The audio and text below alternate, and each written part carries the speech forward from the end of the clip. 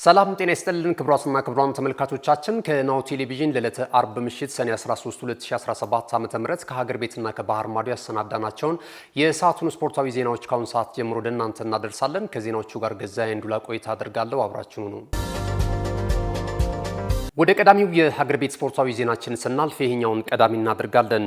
ጅማሮን ካደረገ አራተኛ ቀኑን ባስቆጠረው በስድስተኛው መላው ኢትዮጵያ ጨዋታዎች ላይ በ26ቱም የስፖርት አይነቶች የተለያዩ የማጣሪያና የፍጻሜ ውድድሮች እየተከናወኑ ይገኛሉ። በዚህም መሰረት በተሳታፊ አትሌቶች መካከል ከፍተኛ ፉክክርን እንዳስመለከተ በተነገረለት በወንዶች የ10000 ሜትር አትሌት ኦዳ ለሜቻ ከኦሮሚያ ክልል ርቀቱን በቀዳሚነት በማጠናቀቅ የወርቅ ሜዳሊያው ባለቤት መሆን ችሏል። አትሌቱ ርቀቱን በአሸናፊነት ለማጠናቀቅ 30 ደቂቃ ከ28 ሰከንድ ከ41 ማይክሮ ሰከንድ ብቻ ወስዶበታል ተብሏል። እሱን ተከትሎ ከዚያው ከኦሮሚያ ክልል አትሌት ከድር ለሜቻ በሁለተኝነት አጠናቋል።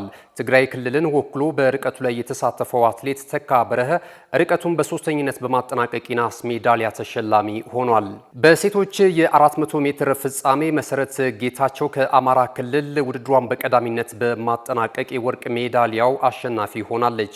ገልገሎ ባጫሮና እንደዚሁም ሲፈን ፈጢያ ደግሞ ከዚያው ከኦሮሚያ ክልል ሁለተኛና ሶስተኛ በመውጣት የብርና የናስ ሜዳሊያ ተሸላሚ ሆኗል። በከፍተኛ ፉክክር ታጅበው መከናወኑን የቀጠለው ይህ የውድድር መድረክ እስከ ሰኔ 19 ድረስ በዚያው በጅማ ከተማ ቀጥሎ እንደሚከናወን የኢትዮጵያ ባህልና ስፖርት ሚኒስቴር ያደረሰን መረጃ ያመለክታል። ወደ ሌላኛው የሀገር ቤት ስፖርታዊ ዜናችን ስናልፍ እግር ኳስ እናገኛለን። በአህጉረ አፍሪካ ካፍ በበላይነት ከሚመራቸው ታላላቅ ክለቦች የውድድር መካከል ዋነኞቹ የሆኑት የካፍ ቻምፒየንስ ሊግ የውድድር መድረክና የካፍ ኮንፌዴሬሽን ካፕ የውድድር መድረክ ዋነኞቹ መሆናቸው የሚታወቅ ሲሆን የቀጣይ ዓመት ውድድሮችን የጊዜ ሰሌዳ አወዳዳሪው አካል ካፍ ይፋ አድርጓል። በእነዚህ ሁለት የውድድር መድረኮች ላይ ኢትዮጵያን ወክለው የሚሳተፉት ሁለት ክለቦች አስቀድመው የታወቁ ሲሆን የ2017 ዓ.ም የኢትዮጵያ ፕሪሚየር ሊግ ዋንጫን በታሪኩ ለመጀመሪያ ጊዜ ማሳካት የቻለው የኢትዮጵያ መድን እግር ኳስ ክለብ በካፍ ቻምፒየንስ ሊግ የውድድር መድረክ ላይ የሚሳተፍ ይሆናል። በተመሳሳይ ሲዳማ ቡና እግር ኳስ ክለብ በታሪኩ ለመጀመሪያ ጊዜ የኢትዮጵያ ዋንጫ ክብርን ማሳካቱን ተከትሎ በኮንፌዴሬሽን ካፕ የውድድር መድረክ ላይ የሚሳተፍ ይሆናል። ካፍ ይፋ እንዳደረገው መረጃ መሰረት ከሆነም የመጀመሪያው ዙር ጨዋታዎች ከመስከረም 9 እስከ 11 የመልሱ ጨዋታዎች ደግሞ ከመስከረም 16 እስከ መስከረም 18 ድረስ ይከናወናሉ ሲል ካፍ ይፋ አድርጓል። የተወዳዳሪ አሸናፊ አትሌቶችን ካዝና በሚያበረክትላቸው የገንዘብ ሽልማት ከፍ እንደሚያደርግላቸው የሚነገረው ታላቁ የውድድር መድረክ ዳይመንድ ሊግ የስምንተኛ ከተማውን ውድድር ዛሬ ምሽት በፈረንሳይ ፓሪስ የሚያካሄድ ይሆናል። ኢትዮጵያና አትሌቶችን በተለያዩ ርቀቶች የአሸናፊነት ቅድመ ግምትን አግኝቷል። በወንዶች 3000 ሜትር መሰናክል ኢትዮጵያና አትሌቶችን ጨምሮ ታላላቅ የርቀቱ ንጉሶች ይሳተፋሉ። የርቀቱ የዓለም ክብረ ወሰን ባለቤቱ ኢትዮጵያዊው አትሌት ለሜቻ ግርማ የዛሬውን ውድድር የአሸናፊነት ቅድመ ግምትን አግኝቷል። ከለሜቻ በተጨማሪ አብርሃም ስሜና ጌትነት ዋለ በርቀቱ ላይ የሚሳተፉ ሌሎች ኢትዮጵያን አትሌቶች ናቸው። በዚሁ የ3000 ሜትር መሰናክል በሴቶች አትሌት ሲምቦ አለማየሁና አትሌት ሎሚ ሙለታ የሚሳተፉ ይሆናል።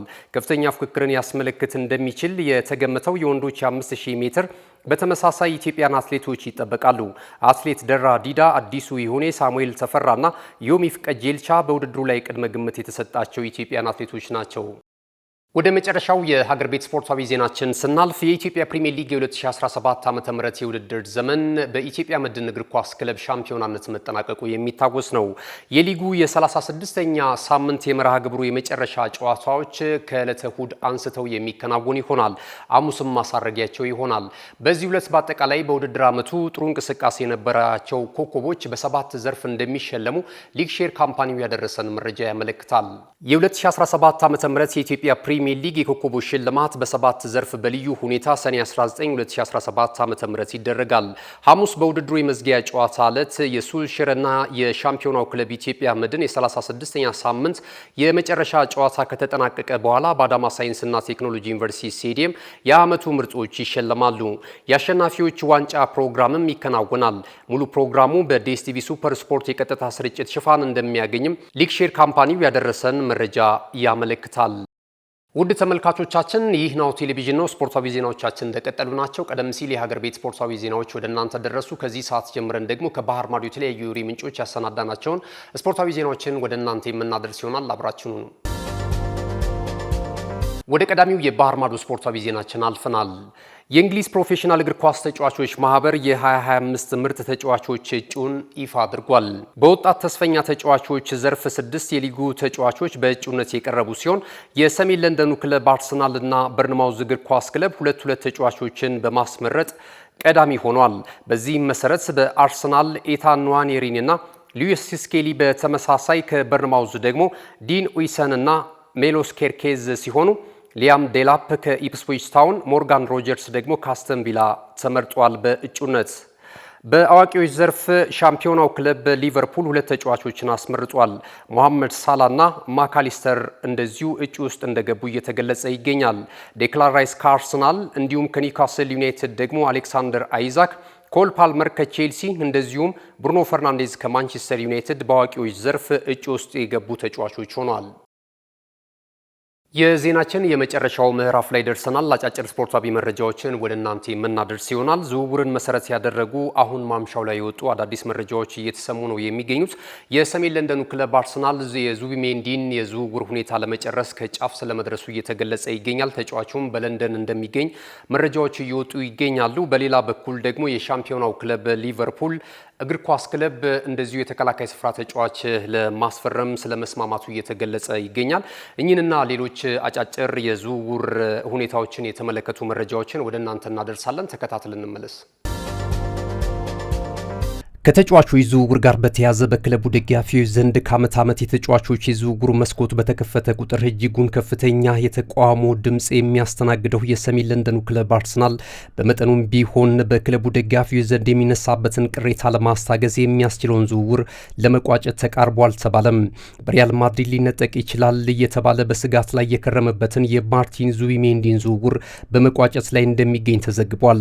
ስፔናዊው አማካኝ አሁን ላይ ዝውውሩን ለመጨረስ ለንደን እንደሚገኝ የተገለጸ ሲሆን አርሰናል የተጫዋቹን የውል ማፍረሻ 60 ሚሊዮን ዩሮ ለናስ ክለቡ ሪያል ሶሴዳድ ለመክፈል ተስማምቷል። በተጠናቀቀው የውድድር ዘመን የሊጉን የዋንጫ ክብር ለሃያኛ ጊዜ ማሳካት የቻለው ሊቨርፑል የግራ መስመር ተጫዋች ሜሎስ ኬርኬዝን ከፕሪሚየር ሊጉ ክለብ በርንማውዝ ለማስፈረም መስማማቱ ተዘገበም። የ21 ዓመቱ ሃንጋራዊ ተጫዋች በተጠናቀቀው የውድድር ዓመት አስደናቂ ብቃቱን ማሳየቱን ተከትሎ የሳውዲና የአውሮፓ ታላላቅ ክለቦች ሲያፈላልጉት ቢቆዩም በዛሬው ዕለት ይፋ የሆነው መረጃ እንደሚያመለክተው ከሆነ ቀዮቹ በ40 ሚሊዮን ዩሮ ተጫዋቹን የግላቸው እንዳደረጉት ተዘግቧል። አሁን ላይ ዝውውሩን ለመቋጨት የሕክምና ምርመራ እያደረገ እንደሚገኝም ተነቧል። ኒኮ ዊሊያምስን በስፔኑ ክለብ ባርሴሎና የተነጠቁት አርሰናሎች አሁን ላይ የግራ ክንፍ ሁነኛ ተጫዋች አጥብቀው በማፈላለግ ላይ እንደሚገኙ ፉትቦል ኢንሳይደር አስነብቧል። ይህንንም ተከትሎ ከሴሪያው ክለብ ኤሲ ሚላን ፖርቹጋላዊውን ተጫዋች ራፋኤል ሊያዮን ለማምጣት በከፍተኛ እንቅስቃሴ ላይ እንደሚገኙ ዘገባው አክሏል። የ26 ዓመቱ ተጫዋች በመጪው አዲሱ የውድድር ዘመን ወደ ፕሪሚየር ሊግ የመምጣት ፍላጎቱ ከፍ እያለ ነው ተብሏል። መድፈኞቹም የተጫዋቹን ዝውውር ሂደት ለመጀመር እየመከሩ ነው ሲል ዘገባው አትቷል። ማንቸስተር ዩናይትድ በመጪው አዲሱ የውድድር ዘመን በአዲስ ግብ ጠባቂ ልንመለከተው እንደምንችል ታላላቆቹ ታማኞቹ የወሬ ምንጮች በማስነበብ ላይ ይገኛሉ። የቡድኑ ዋነኛ የግብ ዘብ አንድሬ ኦናና የማድረግ እቅዱ ፈጽሞም የላቸውም የተባሉት የቀይ ሰይጣናቱ አለቃ ሩበን አሞሪም የአስተን ቪላውን ግብ ጠባቂ ሚላኖ ማርቲኔዝን ለማስፈረም በንግግር ላይ መሆናቸው ተዘግቧል። የዓለም ዋንጫው አሸናፊው ማርቲኔዝ በሳውዲ ፕሮ ሊግን ጨምሮ ታላላቅ የአውሮፓ ክለቦች እየፈለጉት ቢገኝም ምርጫው ግን በፕሪሚየር ሊግ መቆየት ነው ተብሏል።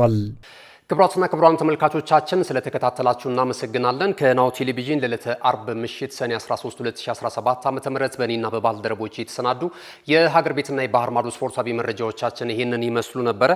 የናሁ ቴሌቪዥን ተጨማሪ ፕሮግራሞችን ለማግኘት በዲኤስቲቪ 481 ላይ ወደ እናንተ ይደርሳል። እንዲሁም ደግሞ በማህበራዊ ሚዲያ በተለያዩ አማራጮች በመላው ዓለም እየደረስን እንገኛለን። በቲክታክ፣ በፌስቡክ እንዲሁም ደግሞ በርካታ ተመልካቾችን በአስከተለው የዩቲዩብ ቻናላችን በመላው ዓለም እየደረስን ነው የምንገኘው። ከ375,000 በላይ ተከታዮች አሉት።